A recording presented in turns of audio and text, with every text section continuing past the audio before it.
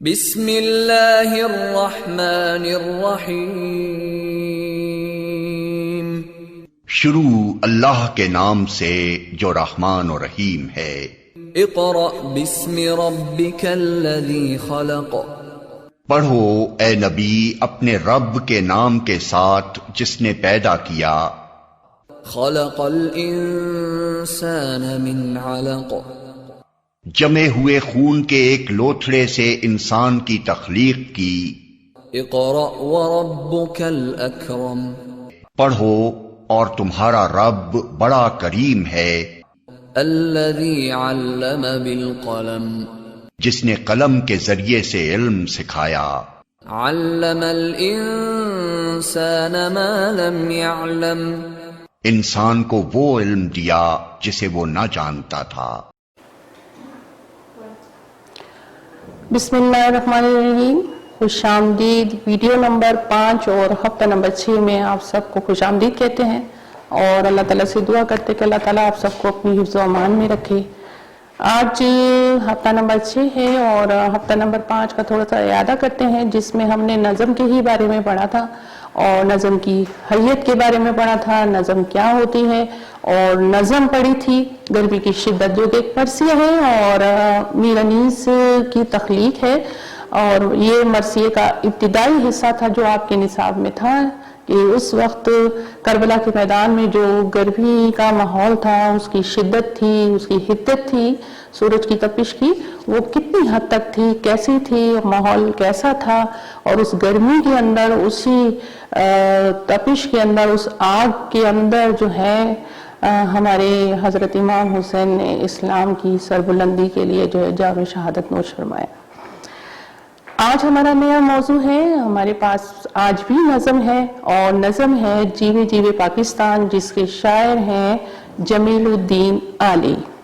شاعر کے بارے میں جو ہے ہم پہلے تھوڑا سا جو ہے میں آپ کو وضاحت دوں گی تاکہ ہمیں یہ پتہ چلے کہ جب ہم ان کی شاعری پڑھیں یا ان کا کلام پڑھیں یا ان کی کوئی نظم اگر ہم پڑھیں تو ہمیں جو ان کی طرز کلام کی جو خصوصیات ہیں اس کی جھلک جو ہے ہمیں ان کی نظموں میں، ان کی غزلوں میں اور ان کی مرثیوں میں جو ہے وہ شاعر کی جو ہے خصوصیات جو ہے وہ ہمیں نظر آنی چاہیے، ٹھیک ہے؟ تو سب سے پہلے ہم ان کا تعارف پڑھتے ہیں۔ اس میں آپ کے سامنے نظم کا نام لکھا ہوا ہے۔ نظم کی حیت کے بارے میں جب میں نظم پڑھوں گی تو میں آپ کو بتاؤں گی کہ وہ کس شکل میں ہے، بند پر مشتمل ہے یا اشعار کی شکل میں ہے یا رباعی کی شکل میں ہے یا مخمس کی شکل میں یا مسدس کی شکل میں۔ میں نے آپ کو یہ سارے نظم کی حیت کے بارے میں جو ہے وہ آپ کو سمجھایا تھا پچھلی ویڈیو میں، آج بھی میں دہرا دوں گی تاکہ آپ کو کوئی مشکل پیش نہ آئے۔ اس کے بعد آج ہم تعارف میں آتے ہیں۔ شاعر ہمارے پاس جمیل الدین عالی ہیں۔ عالی آپ کا تخلص ہے۔ جب بھی میں نے آپ کو کچھ نظم کے بارے میں بتایا ہے تو شاعر کے نام کے اس پہلو کے بارے میں بتایا ہے کہ جہاں یہ علامت ہوتی ہے وہ شاعر کا نام کا حصہ تو ہوتا ہے پر وہ تخلص کے طور پر شاعری کے اندر استعمال ہوتا ہے۔ تعارف میں ہمارے پاس سب سے پہلے آ رہا ہے 1925 میں آپ کی پیدائش ہوئی۔ کہاں ہوئی؟ دہلی میں ہوئی جو کہ ہندوستان میں ہے، اور 2015 میں آپ کی وفات ہوئی۔ تو ہم یہاں سے سلسلہ شروع کرتے ہیں۔ دہلی میں آپ کی پیدائش ہوئی، دہلی ہندوستان کا شہر ہے، اور جو ہے آپ نے BA تک تعلیم جو ہے اپنے شہر میں حاصل کی۔ اس کے بعد جو ہے آپ نے ملازمت اختیار کی۔ ملازمت میں سب سے پہلے جو آپ نے شعبہ اٹھایا وہ تھا محکمہ انکم ٹیکس۔ اس میں بطور افسر آپ نے کافی عرصے تک کام کرا۔ اس کے بعد آپ ایوان صدر میں بھی اعلیٰ عہدے پر فائز رہے، اور اس کے ساتھ ساتھ آپ نے مختلف بینکوں میں بھی کام کرا، بہت خدمات انجام دیتے رہے، ملک کی خدمت کرتے رہے، اور سب سے زیادہ جو آپ کا کام تھا وہ مجلس برائے قائمہ کے اندر تھا، جس میں آپ نے تعلیم اور سائنس کے شعبے میں جو ہے وہ بہت خدمات انجام دی، بہت پاکستان کی ترقی کے لیے جو ہے وہ کام کرا۔ ادب کے میدان میں مختلف ایوارڈ حاصل کرے آپ نے، کیونکہ آپ نے ادب کے اندر بہت کام کیا تھا۔ اس کے ساتھ ساتھ ٹی وی پر جو ہے آپ نے ظاہر غزلوں، گیتوں، ترانوں کے آپ بانی رہے ہیں، تخلیق کرتے رہے، اعلیٰ شاہکار جو ہے وہ پیش کرتے رہے ہیں۔ اس کے ساتھ ساتھ آپ ٹی وی کے اوپر یعنی ٹیلی ویژن کے اوپر جو ہے وہ نغموں کے جو ہے وہ بانی اور کمپیئر رہے ہیں. کافی عرصے تک آپ نے ٹی وی کے جو ہے اس شعبے میں آپ نے اپنی خدمات انجام دی. قدرت اللہ شاہ بیگ جو کہ آپ بیتی لکھنے کے ماہر تھے اور ایک آپ کے نصاب میں آپ بیتی تھی جو میں نے آپ کو پڑھائی ڈسٹرکٹ بورڈ کی ڈسپینسری، آپ کو یقیناً یاد ہوگی آپ کے نصاب میں شامل ہے، اور وہ قدرت اللہ شاہ آپ کی تخلیق جو ہے شہاب نامہ اس میں سے جو ہے وہ اس نصاب میں شامل کی گئی ہے، کیونکہ شہاب نامہ کے اندر جو ہے آپ کی آپ بیتی جو ہے وہ بچپن کی، جوانی کی اور بڑھاپے کی ساری آپ بیتی شامل ہے، آپ کی زندگی کے واقعات جو ہے وہ شامل ہیں. تو یہاں پر ان کے ساتھ کیونکہ وہ ڈپٹی کمشنر کے عہدے پر فائز رہے کافی عرصے تک، تو آپ بھی جو تھے ان کے ساتھ اس جو ہے ملازمت میں جو ہے وہ شامل رہے ہیں اور اعلیٰ خدمات جو ہے انجام دیتے رہے ہیں. ہمارے پاس شاعری کے لحاظ سے جو ان کا تھوڑا سا تھوڑی وضاحت ہے اور تھوڑا تعارف ہے وہ یہ ہے کہ باحیثیت شاعر وہ ایک عظیم شاعر تھے. غزل، نظمیں، گیت اور ترانے جو ہیں وہ آپ کی شاہکار تخلیق ہے، جس میں ترانے جو ہیں وہ سر فہرست ہیں، وطن کے جو گیت ہیں وہ سر فہرست ہیں. ملک و قوم کے لیے جو آپ نے گیت لکھے، جو ترانے لکھے، ان کو مشہور گلوکاروں نے گا کر جو ہے وہ امر کر دیا. اس کے علاوہ پاکستان ٹی وی اور ریڈیو سے وابستہ رہے.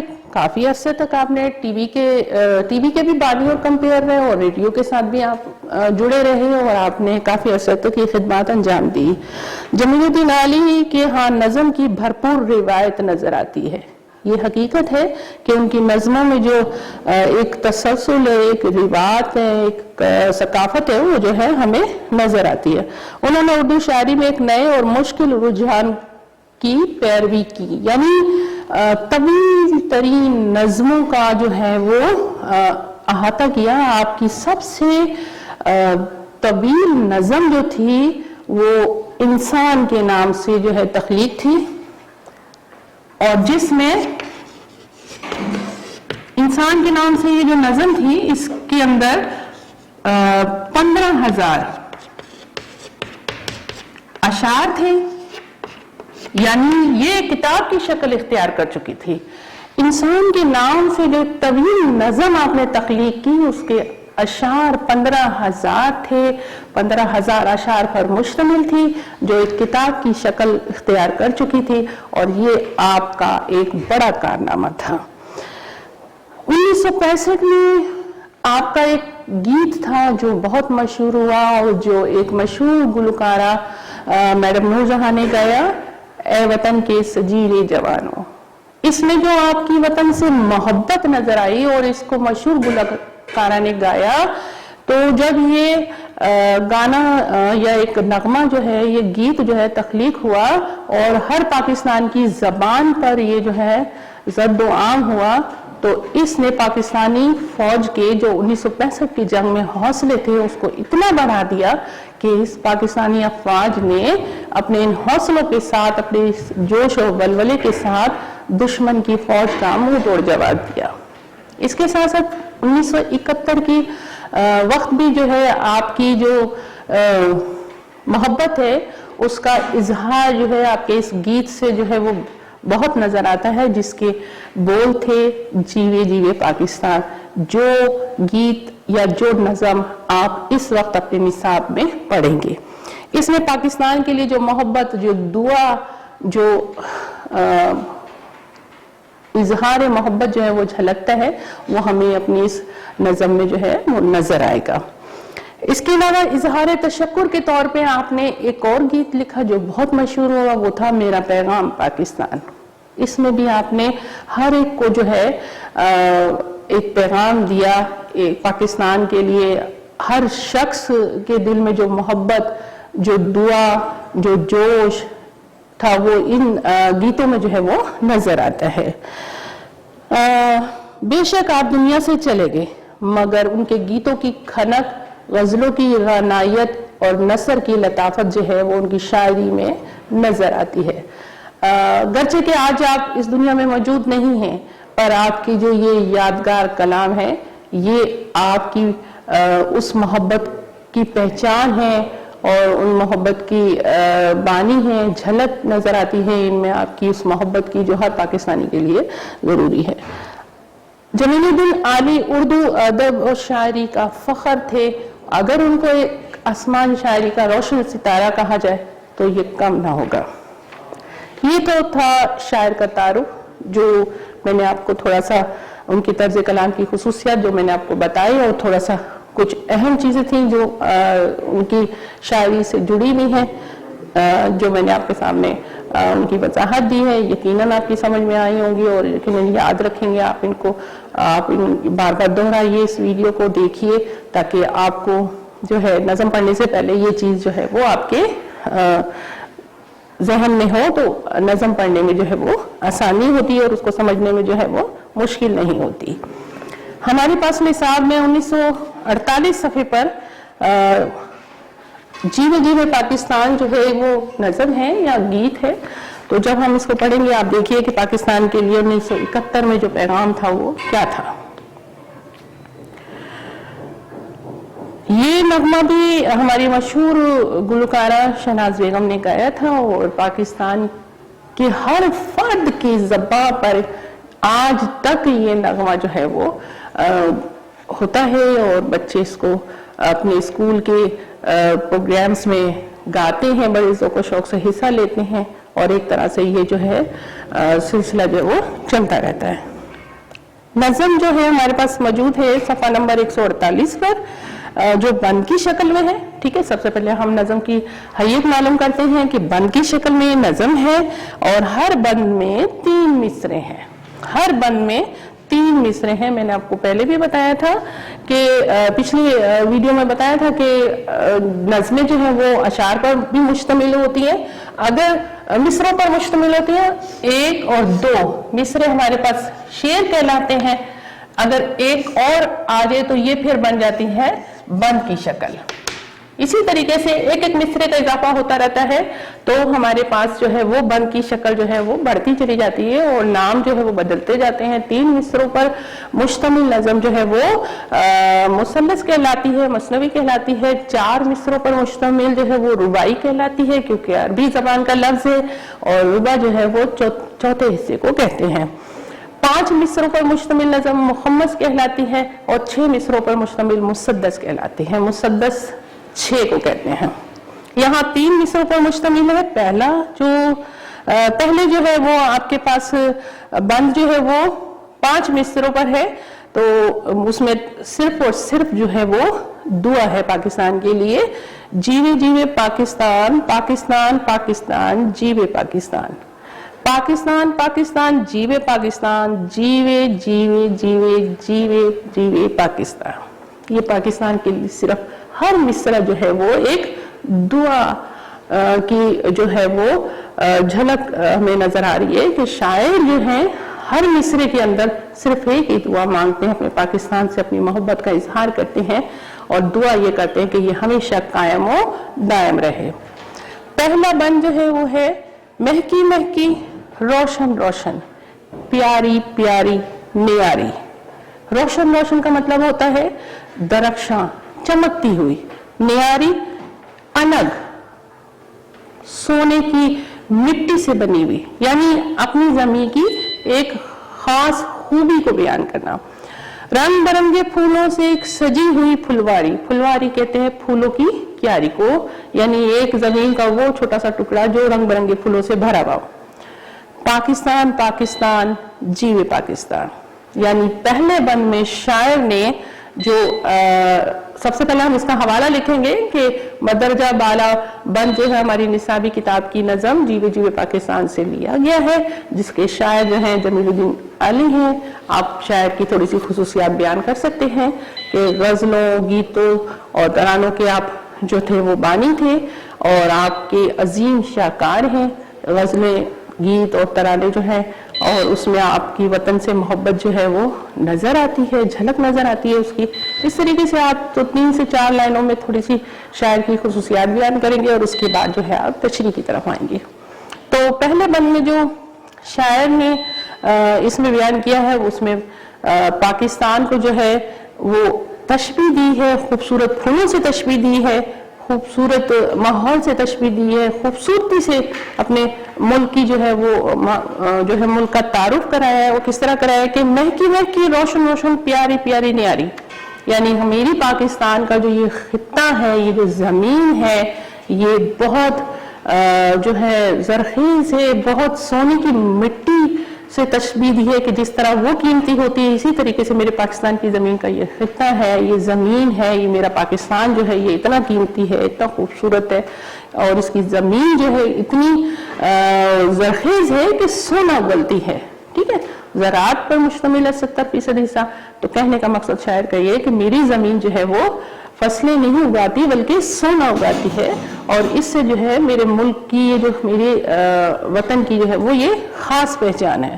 رنگ برنگے پھولوں سے ایک سجی ہوئی پھلواری، کہ جس طرح ایک پھولوں کی جو کیاری ہوتی ہے اس میں اگر رنگ برنگے پھول لگائے جائیں، اگائے جائیں، پودے اگائے جائیں اور اس میں وہ پھول لگے رنگ برنگے، تو وہ زمین کا حصہ جو ہے وہ خوبصورت اور حسین لگنے لگ جاتا ہے، وہ کیاری جو ہے خوبصورت لگنے لگ جاتی ہے، وہ ماحول جو ہے وہ حسین نظر آتا ہے۔ اسی طریقے سے میرا ملک جو ہے، اس کی زمین جو ہے جب یہ خوبصورت پھولوں کو اگاتی ہے، فصلوں کو اگاتی ہے، اور آپ نے اکثر دیکھا ہوگا گاؤں دیہاتوں میں جاتے ہوئے کہ صبح جب سورج کی روشنی گندوں کے کھیت کی بالیوں پر پڑتی ہے اور وہ جب لہراتے ہیں تو ایسا لگتا ہے کہ جیسے سونے کا ایک سمندر سا جو ہے وہ بہہ رہا ہے۔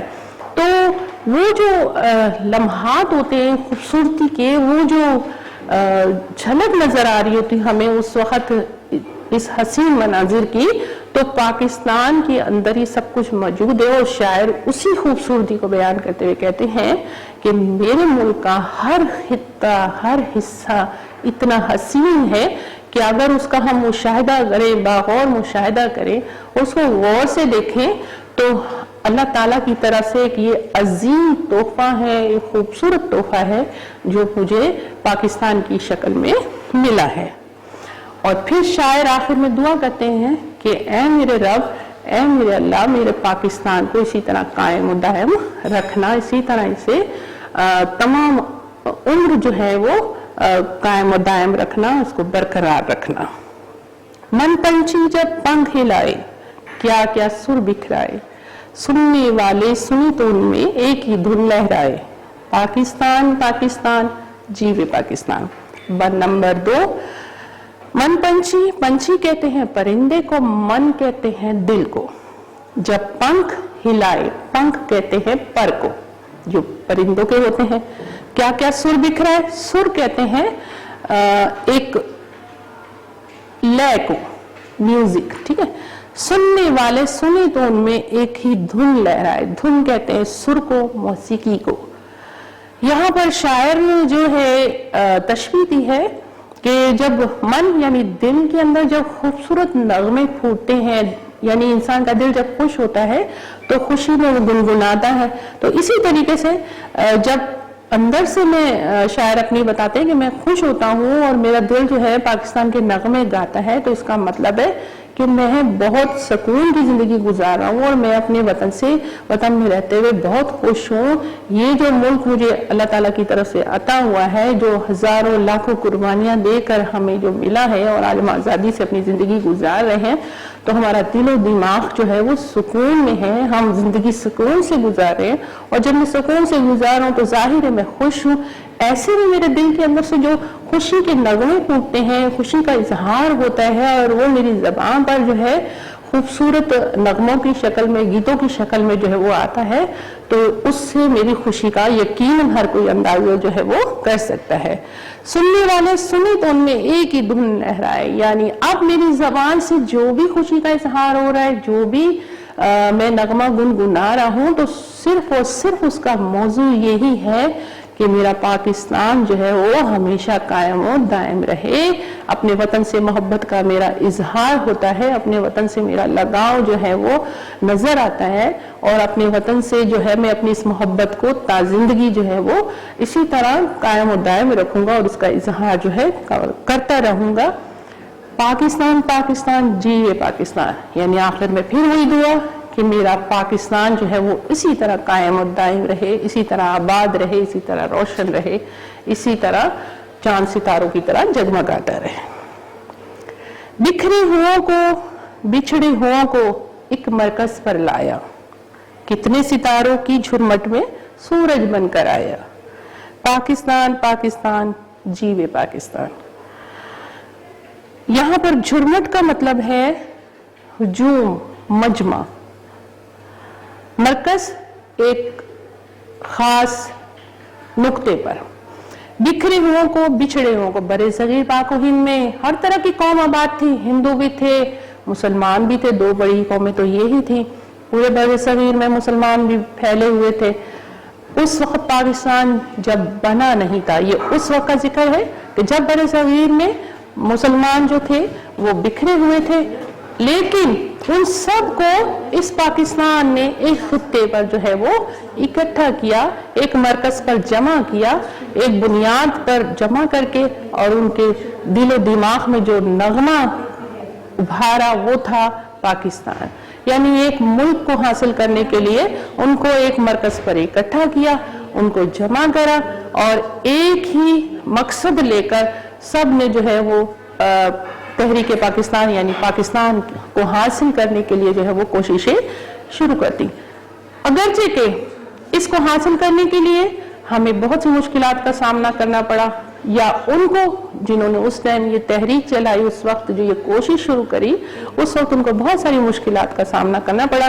سب سے مخالفت جو کی وہ ہندوؤں نے کی، ان کے جو ہے جان و مال کو پامال کیا اور ان کی جائیدادیں ضبط کر لی، ان کے لیے مشکلات جو ہے بے تحاشا کھڑی کر دی، لیکن پھر بھی جب یہ پاکستان کے لیے حاصل کرنے کے لیے جو تحریک چلی تو اس کا زور کم نہیں ہوا، بلکہ روز و روز جو ہے وہ یہ طاقت پکڑتا رہا، زور پکڑتا رہا، اور آخر 14 اگست 1947 کو ان سب کو ایک خطے پر، ایک مرکز پر اکٹھا کر کے جو تحریک چلی تھی اس کا اختتام ہوا اور پاکستان کی شکل میں جو ہے وہ حاصل ہوا۔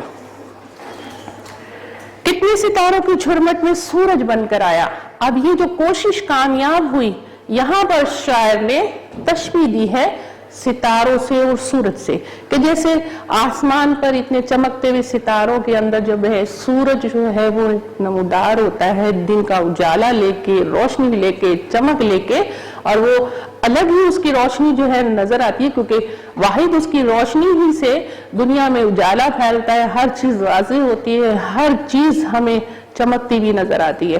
تو یہاں بھی پوری دنیا کے ممالک کو شاعر نے ستاروں سے تشبیہ دی ہے، اور پاکستان کو اس چمکتے ہوئے سورج سے، جس کی وجہ سے یہ دنیا جو ہے وہ روشن ہوئی، چمکی، اور جو ہے وہ اپنے وطن سے جو محبت کا وہ جو اظہار ہے وہ شاعر کے اس مصرے میں، اس بند میں، اس شعر میں، اشعار میں جو ہے وہ نظر آتا ہے۔ آخر میں پھر وہی دعا شاعر کی کہ میرا پاکستان قائم و دائم رہے، اسی طرح چمکتا رہے، روشن رہے، آباد رہے، شاد و آباد رہے۔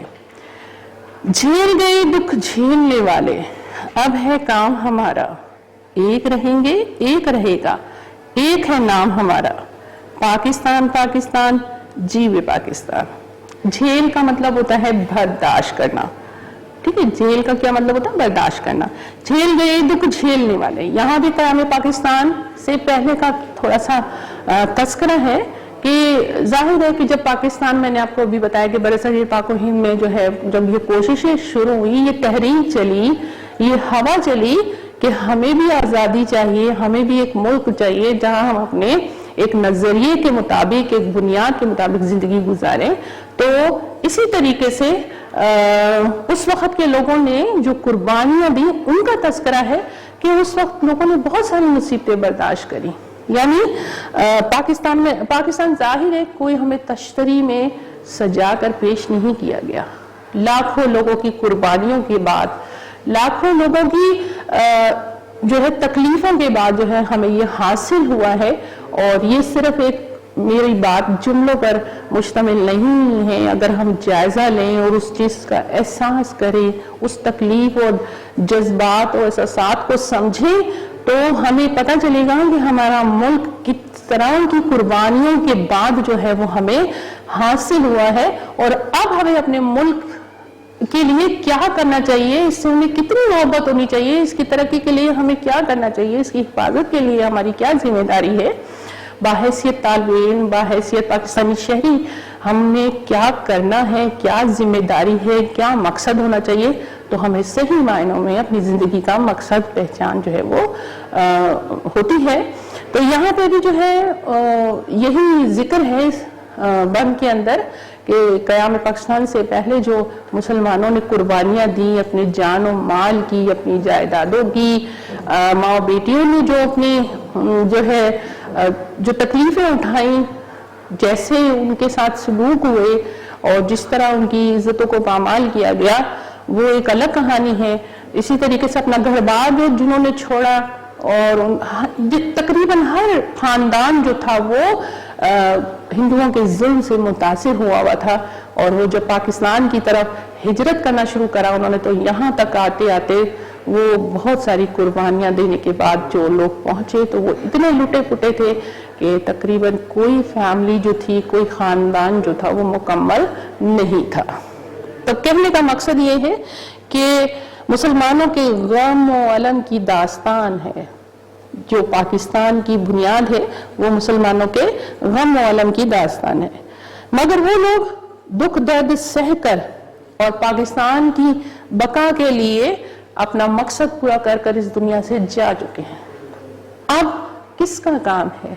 اب ہمارا کام ہے کہ ہم اپنے اس ملک کی حفاظت کیسے کریں، اس کے لیے ہمیں کیا کرنا ہے، ہمیں اس سے کتنی محبت ہونی چاہیے، ہمیں اس کی حفاظت کس طرح کرنی ہے۔ تو اس کی بھی ہمیں بہت ساری جھلک جو ہے ملتی رہی ہے۔ پاکستان کی فوج دیکھیں ہر وقت اپنے ملک کی حفاظت کے لیے تیار ہے۔ اس کا سب سے بڑا عملی نمونہ 1965 کی جنگ میں، جب مٹھی بھر پاک فوج کے جوانوں نے اتنی بڑی فوج کا مقابلہ کیا اور اپنے وطن کی حفاظت کی۔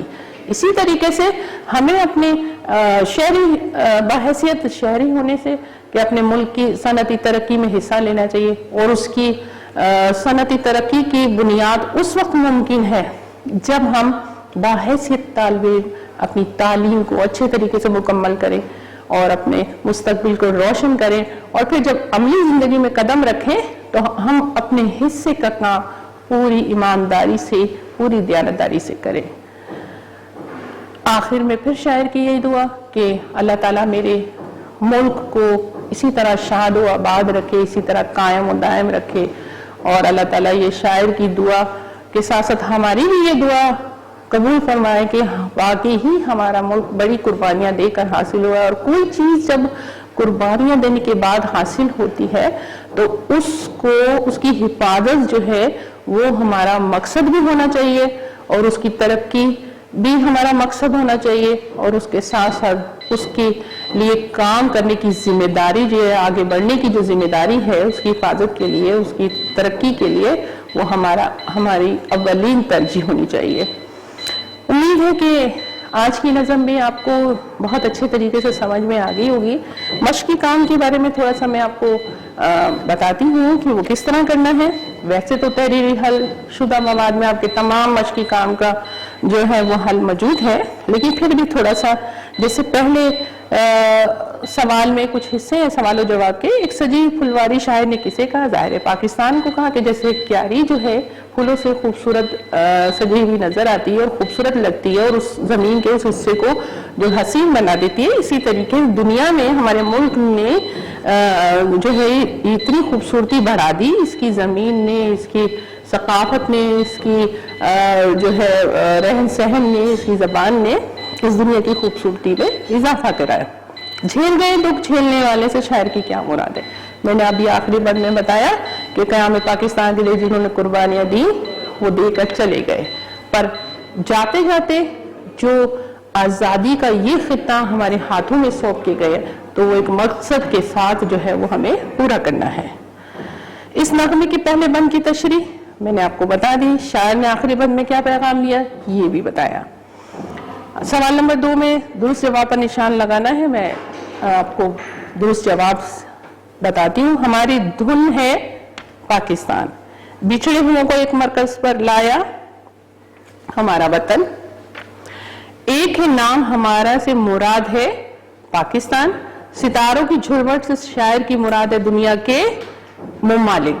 मैंने अभी आखिरी बंद में से पहले आपको बताया था कि इतने सितारों की झुरमट में सूरज बनकर आया, यानी पूरी दुनिया के जो मुमालिक है वो सितारों से शायर ने तशबीह दी उनको, और पाकिस्तान को तशबीह दी सूरज से, कि उस सूरज की जैसे चमकती हुई रोशनी है हमारा पाकिस्तान, इसी तरीके से एक पैगाम, एक रोशनी जो है वो लेकर इस दुनिया में आया। और वो पैगाम क्या था? नजरिया पाकिस्तान, पाकिस्तान का नजरिया क्या है कि तौहीद पर कायम है, यानी अल्लाह ताला के बताए हुए और नबी सल्लल्लाहु अलैहि वसल्लम की बताए हुए रास्तों पर जो है वो जिंदगी गुजारना। दर्ज अल्फाज मुरक्कबात के मानी लिखिए, महकी महकी, खुशबूदार, रोशन रोशन, दरख्शां, नियारी, अलग यानी जो जमीन होती है सोने से बनी हुई मिट्टी, फुलवारी, फूलों की क्यारी, झुरमट जो हुजूम होता है, मजमा होता है। आगे सवाल नंबर 4 है जुमलों में इस्तेमाल करना। ये जुमले आप आसानी ये काम कर सकते हैं। अब आपको यहाँ पे थोड़ा सा, क्योंकि इसमें हमें मुल्क कौम का एक पैगाम मिल रहा है, तो एक तरह से हम ये जो शायर की शायरी है उसको कौमी शायरी भी कह सकते हैं। तो कौमी शायरी क्या होती है? कौमी शायरी वो होती है जिसका एक मकसद होता है, जिसमें एक पैगाम होता है, जो कौमी उमंगों की का तर्जुमान होता है, यानी दिल में जो आरज़ू होती हैं, जो मकसद होता है, जो ख्वाहिशें होती हैं, वो शायरी में उसकी झलक नजर आती है। तो इसमें शायर की झलक नजर आती है कि वो पाकिस्तान के लिए कितनी मोहब्बत रखता है या क्या मकसद है। और जिसमें कौम का दर्द, कौम की खुशहाली की तमन्ना और तरक्की की आरज़ू होती है, वो कहलाती है कौमी शायरी। तो जाहिर है अभी हम जो नज़म पढ़ी है उसमें शायर की जो आरज़ू है उसकी झलक नजर आ रही है, वो पाकिस्तान के लिए कैसी ख्वाहिश रखते हैं, क्या तमन्ना रखते हैं, वो भी नजर आ रही है। तो इस तरह ये कौमी शायरी कहलाई। अब आपका इस जो है उन्वान से जो जुड़ा होमवर्क है, यानी घर का काम है, वो आपको क्या करना है वो मैं आपको भी बताती हूँ, यहाँ तहरीर कर देती हूँ। आप अच्छे से उस काम को समझ लीजिए।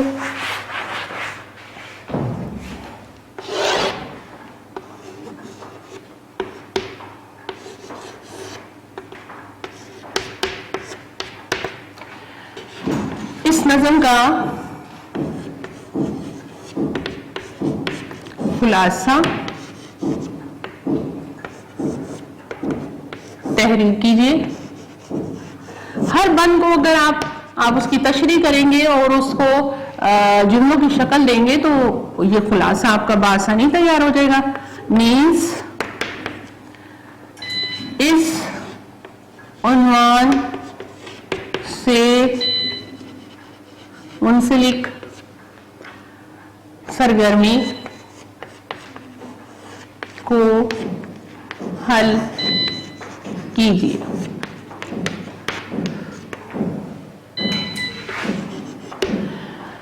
इस उन्वान से मुंसलिक यानी हर उन्वान जो वीडियो आपकी अलग अलग गई है हर मौजू के लिहाज से, उसमें हर मौजू के साथ एक एक्टिविटी दी गई है, सरगर्मी दी गई है। आपको एक चंद सवालों पर मुश्तमिल वो सरगर्मी जो है वो आपको सबक का सारा काम समझने के बाद, करने के बाद जो है उसको एक इम्तिहान की शक्ल में जो, यानी कि आप का वो एक इम्तिहान है, उससे ये जो है सामने बात आती है कि आप कितनी हद तक जो है उस काम को समझ सके हैं, कितनी हद तक आपको सारा वो काम समझ में आया। जब आप उसको हल करेंगे तो इस चीज का अंदाजा आपको खुद भी हो जाएगा कि आपको कितनी हद तक वो चीजें समझ में आई और कितनी हद तक आप जो है उसको बासानी कर सकते हैं। अगरचे कि आपने तमाम काम यानी सरगर्मी के सारे सवालात आपने बासानी हल कर लिए, तो इसका मतलब है वो मौजू जो है वो आपको बहुत अच्छे से समझ में आया है। इसके साथ ही हमारा आज का मौजू खत्म होता है और आज जो है आपकी तमाम जो मैट्रिक बोर्ड से जो मुंसलिक असबाक थे, नज़में थी, वो तमाम काम जो है मुकम्मल हो चुका है, तमाम असबाक हो चुके हैं। इंशाल्लाह अगली वीडियो पे इयादे के साथ फिर हाजिर होंगे। जब तक के लिए आप अपना ख्याल रखिए और तमाम काम को समझकर कॉपी पे मुंतकिल कीजिए। इंशाल्लाह फिर हाजिर होंगे। अल्लाह हाफिज़।